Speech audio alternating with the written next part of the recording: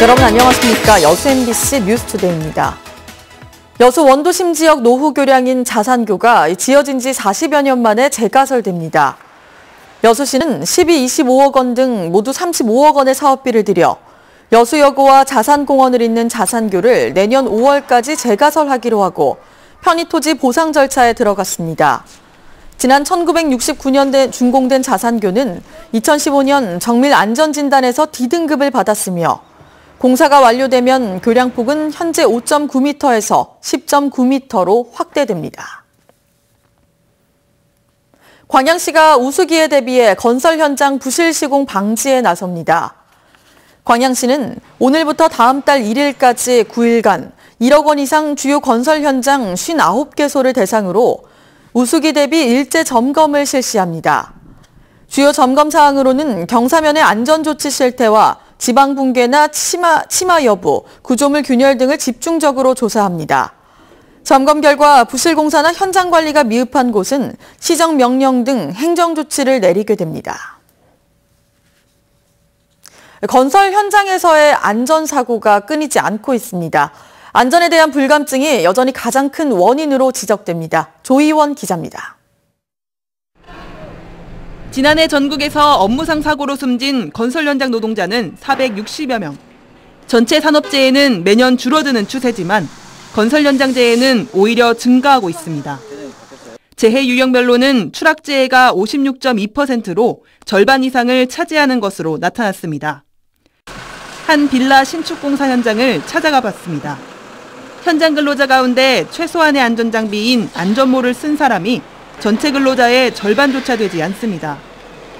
이가 빠진 것처럼 작업 발판이 사라진 곳이 있는가 하면 계단 옆에 설치되어야 할 난간도 없습니다.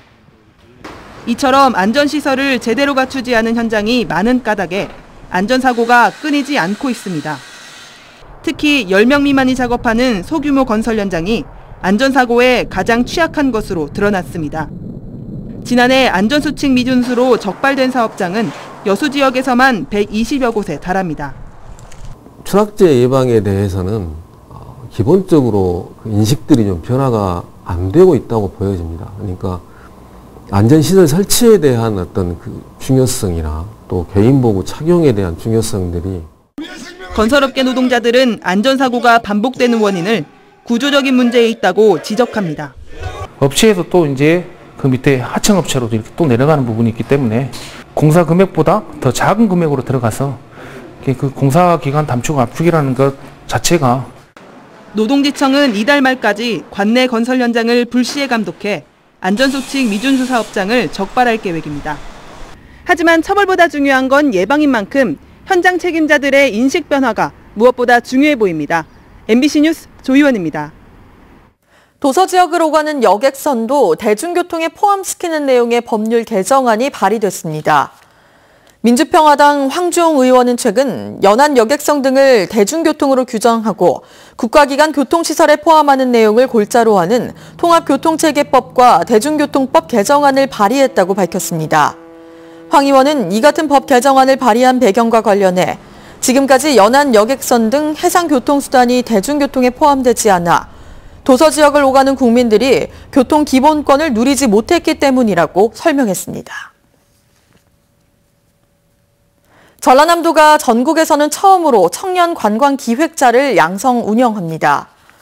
전라남도는 최근 순천시와 광양시, 목표시, 영광군 등 5개 시군에서 5명의 지역 인재를 선발해 제1기 전남 청년 관광 기획자 집중교육을 5주 동안 실시했으며 앞으로 관광 분야의 다양한 주민사업체를 발굴 육성할 수 있도록 최대 3년간 지원할 계획입니다.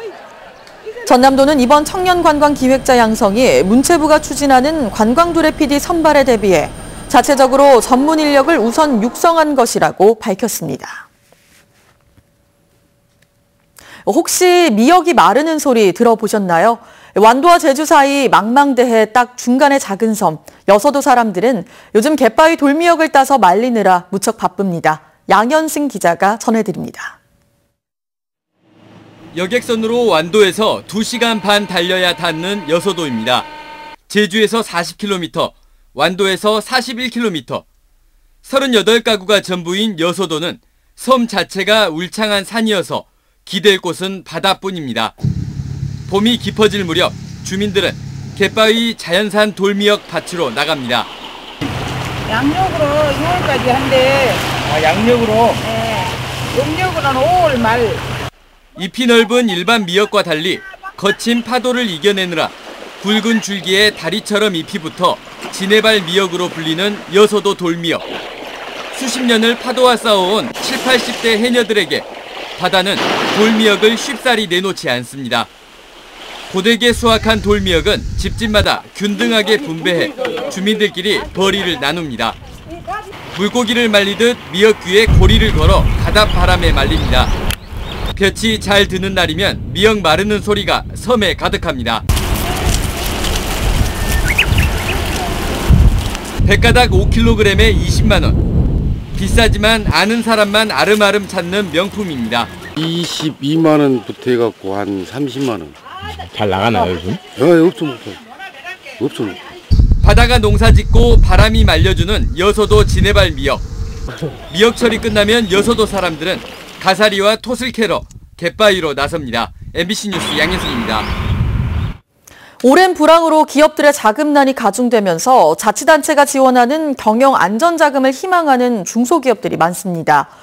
하지만 지원이 제조업 중심이어서 일선 현장에선 이 지원 업종의 확대를 요구하고 있습니다. 박수인 기자입니다. 공자기계를 재생하는 이 업체는 광주시 중소기업 경영안정자금을 통해 지난해 은행에서 최대 한도인 3억 원을 빌렸습니다. 정책 자금이라서 광주시가 2년간 연 2%의 이자를 지원합니다. 연리 5%로 돈을 빌린 이 업체의 경우 실제 내는 이자는 3%가 되는 겁니다. 금액으로 환산하면 1년에 600만 원씩, 2년간 총 1,200만 원이 지원됩니다. 빠듯한 자금 사정에 숨통이 트였습니다. 가면 갈수록 요즘 경기도 불황인데다가 2%의 이자 보존이라는 것은 지금 상황에서는 큰 도움이 되죠. 광주시는 해마다 1,000개 안팎의 중소업체에 경영안정자금을 지원하고 있습니다. 올 들어서도 상반기까지 벌써 600건 넘게 지원 승인이 났습니다. 중소기업진흥공단이나 소상공인 지원센터 등 다른 기관보다 지원 규모가 커서 많은 업체들이 몰리고 있습니다. 하지만 제조업 비중이 30% 이상인 업체로 지원 대상이 한정돼 있어 현장의 불만이 높습니다. 비제조업 분야에선 사실상 그림의 떡인 셈입니다. 제조업 말고도 고용 유지나 고용 창출에 도움이 되는 업종이 저는 많이 있다고 생각합니다. 근데 그런 기업들이 현재는 혜택을 못 보고 있습니다. 지역 기업들은 업종 확대와 함께 한 해 2천억 원으로 제한되어 있는 지원 규모도 늘려주기를 희망하고 있습니다. 금리 인상과 경기 악화로 자금난이 가중될 것이라며 절반이 넘는 지역 기업들이 지원 확대를 바라고 있습니다. MBC 뉴스 박수인입니다. 전라남도가 토양 오염의 우려가 높은 지역에 대한 정밀 실태 조사에 나섭니다. 전라남도 보건환경연구원은 산업단지와 공업 밀집 지역, 고철 보관장소와 공장 폐수 유입 지역 등 도내 16곳의 토양 오염 우려 지점을 대상으로 토양 오염 실태 조사에 들어갔습니다. 연구원 측은 이번 검사 결과 토양 오염 기준을 초과하는 지점에 대해서는 정밀조사 명령 등 후속 조치와 함께 토양 정화 복원 등의 보전 대책을 마련할 계획입니다. 순천대가 정부 지원금을 토대로 고교교육 내실화에 나섭니다. 순천대는 전남 소재 4년제 대학 가운데 유일하게 교육부의 고교교육 기여대학 지원 사업에 선정돼 4억 3천여만 원을 지원받게 됐다며 공정한 대입 전형과 다양한 고교 연계 프로그램 운영에 도움이 될 것으로 기대했습니다. 순천대는 이번 선정과 관련해 올바른 인재 육성으로 지역 발전을 이끌겠다며 학생과 학부모들의 관심을 당부했습니다. 순천시가 치매 노인들의 일상활동을 지원하기 위한 민관 협력 사업을 강화합니다. 순천시는 최근 노인 사회활동 지원 사업 대상자 470명을 대상으로 치매 상식과 치매 예방법 등의 교육을 실시하고 앞으로 치매 환자와 가족들을 위해 맞춤형 지원 사업을 추진할 계획입니다. 순천시는 또 치매 노인 인식표 발급과 노인 쉼터 운영 등 관련 프로그램을 확대해 치매에 대한 부정적 인식을 줄여나갈 방침입니다. 여수시가 독서 문화 확산을 위해 책 읽는 가게 프로그램을 운영합니다. 다음 달부터 시작되는 이번 프로그램은 도서관 방문이 어려운 상인들을 위해 도서관 관계자가 점포를 직접 방문해 책을 빌려주는 서비스입니다. 여수시는 진남 상가를 대상으로 프로그램을 시범 운영한 뒤 대상 지역을 점차 확대할 계획입니다. 광양시가 생활 폐기물 매립장에 숲속 정원을 조성하고 있습니다. 광양시는 지난 2016년 전라남도 환경기초시설 공원화 시범사업으로 1억 원을 들여 매립장 진입로에 향기 나는 나무를 식재하고 번면 유휴부지 2,300제곱미터의 소공원을 조성했습니다. 이와 함께 광양시는 1,000만 그루 나무 심기 사업과 병행해 시민들에게 친화적인 매립장 운영 방향을 제시할 계획입니다. 전국 체납 차량 번호판 일제 영치의 날을 앞두고 자치단체가 자진 납부를 당부하고 나섰습니다. 지자체는 자동차세를 2차례 이상 납부하지 않거나 30만 원 이상의 과태료를 체납한 차량은 현장에서 번호판을 영치할 계획이라며 단속 전 체납액을 자진 납부해 줄 것을 당부했습니다. 한편 오는 24일 일선시구는 경찰과 함께 단속반을 구성해 도로와 주차장, 아파트 단지 등 차량 밀집 지역을 중심으로 체납 차량을 집중 단속합니다.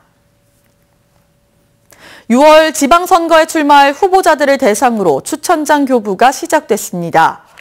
전남선거관리위원회는 해당 지역 선관위를 통해 후보자 추천장 교부가 이뤄진다며 선거권자가 자신의 인적사항을 기재한 뒤 2명 이상의 후보자를 추천할 수 있다고 밝혔습니다.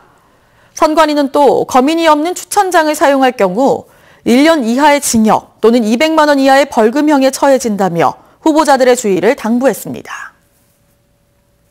이상으로 여수 MBC 뉴스투데이를 마칩니다. 고맙습니다.